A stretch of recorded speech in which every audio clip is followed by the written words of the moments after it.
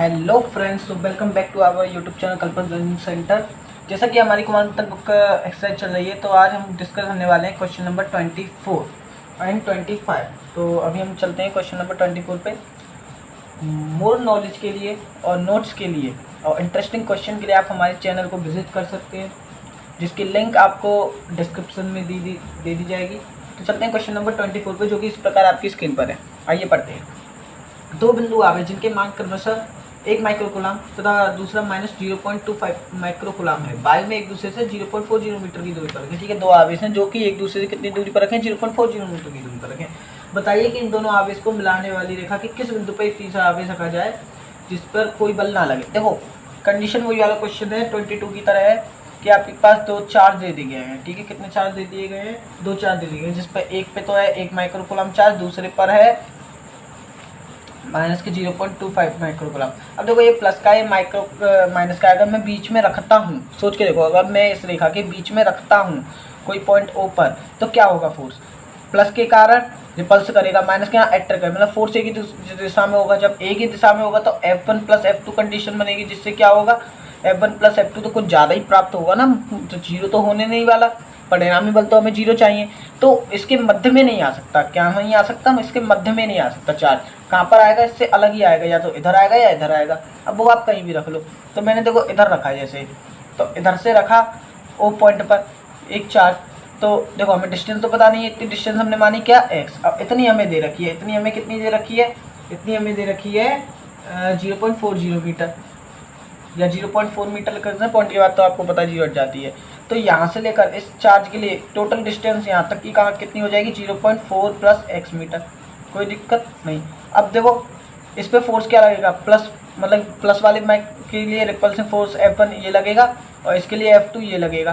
तो F1 minus F2 की condition बन रही है, और कोई बल ना लगे तो परिणामी बल क्या हो जाएगा? शून्य हो जाएगा। तो वही F1 बराबर F2 की कंडीशन में गई। और मैंने बताया था संतुलन हो या कोई बल ना लगे तो उसके लिए F1 बराबर F2 लेते हैं। ठीक है, वही फोर्स लगा दो। Formula 1/4πε0 Q1 Q2। F1 के लिए देख रहे हैं तो Q1 क्या होगा? F1 के लिए हो जाएगा Q1 1 माइक्रोकुलाम इंटू Q। तो 1 इंटू 10⁻⁶ हम कर सकते हैं। इसके लिए डिस्टेंस हो जाएगी आपकी 0.4 प्लस x का स्क्वायर और इंटू Q। ठीक है, ऐसे ही यहाँ पे कर देंगे 1/4πε0 इंटू क्या है चार्ज, ये है। ठीक है, 0.25 इंटू Q अपॉन R कितनी होगी इसके लिए? इन दोनों के बीच की डिस्टेंस वो हो जाएगी x²। तो ये सेम है, ये सेम है। ठीक है, 10⁻⁶ सेम है, और यहाँ पे 10⁻�6 आएगा। ठीक है, ये भी सेम है। Q से Q कैंसिल। अब क्या बचा? 0.25 बचा, यहाँ पे क्या बचा? 1 बचा। कोई दिक्कत नहीं। देखो, पॉइंट हटाते हैं तो जीरो बढ़ा देते हैं, तो यहाँ पे हो जाएगा 100 अपॉन 0.4 प्लस x का स्क्वायर बराबर 1/x²। अब हम क्या करते हैं, हम इसको दोनों पर स्क्वायर ले लेते हैं। 10 अपॉन 0.4 प्लस x का होल स्क्वायर बराबर लिख दिया मैं 1/x का होल, सॉरी 25 रह गया ऊपर। हाँ, 25 का होल स्क्वायर। देखो, स्क्वायर से स्क्वायर कैंसिल। कोई दिक्कत? यहाँ तक आपको कोई दिक्कत नहीं आई होगी, आई हो। चलते हैं हम आगे के क्वेश्चन में। तो देखो, ये क्या हो गया? 10 हो गया upon 0.4 plus x equal to 25 का तो 5 हो जाएगा। यहाँ पे क्या हो जाएगा? 25 का 5, जब भी तो स्क्वायर आया है कि नहीं आया? हाँ, यहाँ पे हो जाएगा 5 अपॉन x। ठीक है, तो 5 से कटा 2 बार, मल्टीप्लाई कर दो। 2x बराबर, यहाँ पे कर देते हैं, 2x बराबर हो जाएगा आपका 0.4 प्लस x।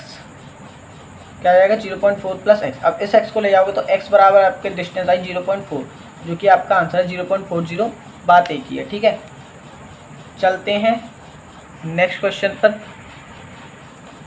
तो देखो, चलते हैं नेक्स्ट क्वेश्चन पर 25 पे, जो कि इस प्रकार आपकी स्क्रीन पर है।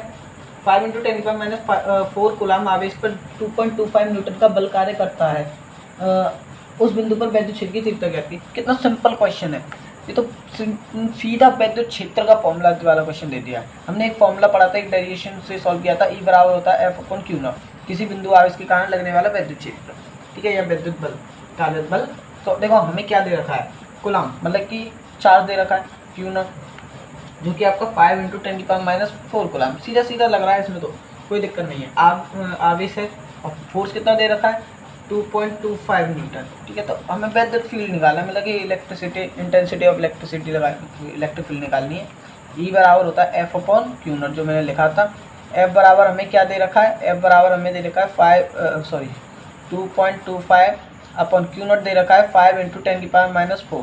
देखो 10⁻⁴ को ऊपर ले जाऊंगा, पॉजिटिव में हो जाएगा ये, तो मैं यहाँ पे लिख देता हूँ 225 × 10⁻²/5। कोई दिक्कत, 5 से ये काट दो, 5 × 20 बचे 2, 5 × 25 × 10⁻²। अब हमने देखो सार्थक अंक पढ़े हैं 11th क्लास में। सार्थक अंक ये कहता है कि अगर संख्या हो ऐसे तो हमें एक संख्या के बाद पॉइंट लगा कर लिखना चाहिए। तो जैसे कि 4.5 कर देंगे, तो 10 का मल्टीप्लाई और 10 का डिवाइड कर रहे हैं, जब तो होगा 10 का मल्टीप्लाई और 10 का डिवाइड, कि इसमें तो डिवाइड पावर में जुड़ जाएगी, इससे डिवाइड हो जाएगा तो 4.5 हो जाएगा × 10⁻3, जो कि हमारा आंसर है। न्यूटन प्रति कूलम इसका मात्रक होता है। ठीक है, तो नेक्स्ट वीडियो पे मिलते हैं नेक्स्ट क्वेश्चन।